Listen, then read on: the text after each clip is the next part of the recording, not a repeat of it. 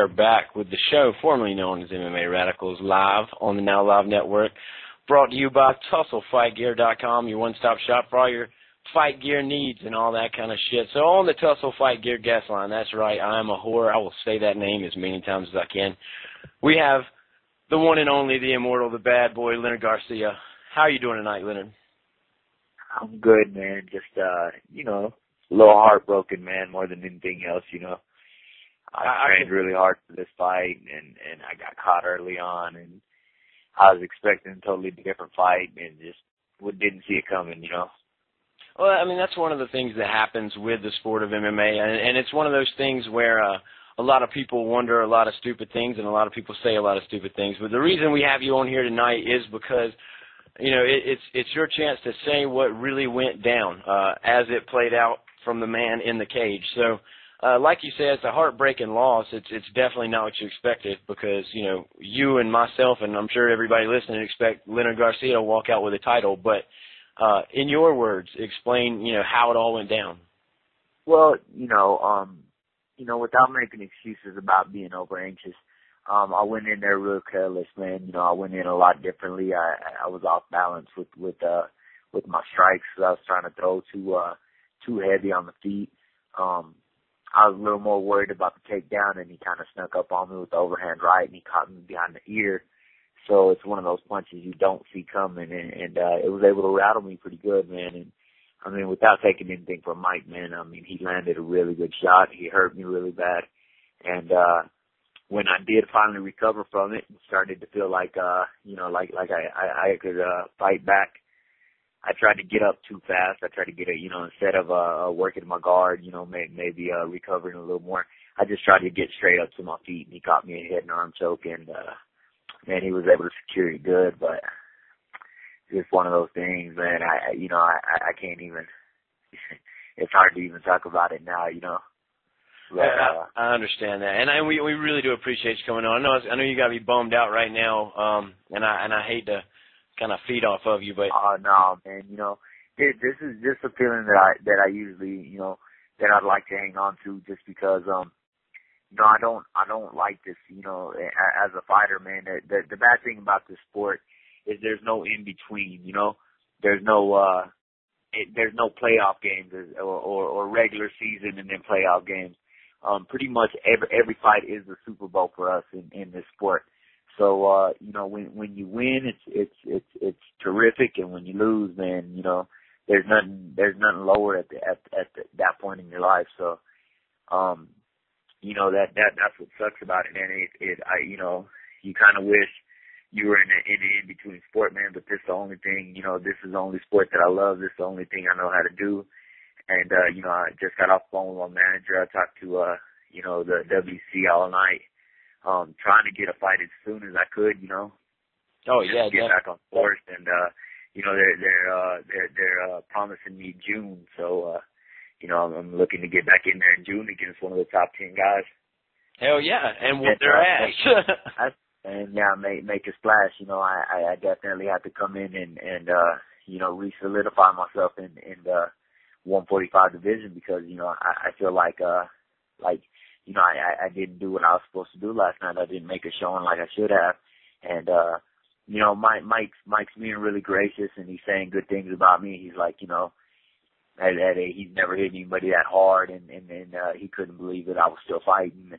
And stuff like that, and he couldn't believe how strong I was on the ground. He's saying all good things about me, so if it does help me out in any way for him saying good things, that's great. But I feel like I physically have to show that I belong. So, I want to fight one of the top 10 guys, whether it's whoever it is, I don't care. I don't care where they bring him from. I don't care who it is, as long as he's in the top 10, I want to fight him, and they promised me that they'll be able to do that in June, so it looks like that's what I got coming up. Well, that's definitely what everybody I know here is looking for.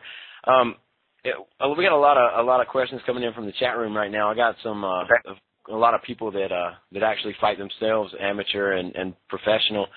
And we got a question coming in from another Tussle Fight Gear fighter. His name's Randall. He was asking, how do you move on from a loss like that? Like, how do you pick up and go forward and want that next fight? You know, me as a competitor, man, I've got, you know, even now I know what mistakes I made, you know, and I feel like they could be corrected. You know, I'm still pretty young in the, you know, as far as being in the camp that I'm in. I'm still one of the younger guys. I still get beat up a lot every day. You know, I'm still learning. So, you know, the way I pick up from this is just like that, man. Like, I have to fight. I don't want to fight anybody that's in the lower top 10, because then it's not motivational for me. You know, I want to fight one of the guys that's up in the top 10, because as of right now, they still kept me in the top 10. So I feel like if I fight anybody underneath that, you know, I'm making it worse for myself. So that's why I literally stayed on the phone last night till 3 a.m, you know, with my manager, with Reed Harris, with Sean Shelby, the matchmaker, and I begged them, man. I was like, look, the doctor didn't give me any suspension. You know, I wasn't knocked out. I was rattled. They gave me all my tests, no concussion, no nothing. You know, everything. I just got hit behind the ear, you know, and everybody knows that's a shot you can't see coming. You know, it's back behind your head. So, you know, it's just, I mean, that's how I'm going to come back from it. I'm going to fight a guy that's in the top 10 and try to re-solidify myself. And, I mean, to me, a loss is the worst thing that can happen. And I mean, you know, it's not doing anything but adding fuel to the fire right now. So I'm ready to hit the gym now. It's just, you know, they won't let me because I have these stitches, and, you know, I got like 3 stitches on my forehead. So they won't let me train for 5 days. Well, 5 days, you know, that isn't too bad. I mean, coming off something like that, maybe you overtrain a little bit coming in. You need to take a little bit of a vacation. Sometimes you fighters tend to put physical health to the side and just train your asses off. So I mean, it's amazing to see a lot of the philosophy you guys come out of fights with. It's really motivational to everyday Joes and to the fighters that are coming up in the ranks. I mean, that's mainly our audience is a lot of people who fight themselves. So, like I said, they all love hearing you come on and talk about it. And you know, from what they're telling me right now, they're saying talking helps. So good, because I was thinking it was a bit of a dick move trying to rush you into this. Oh yeah, no.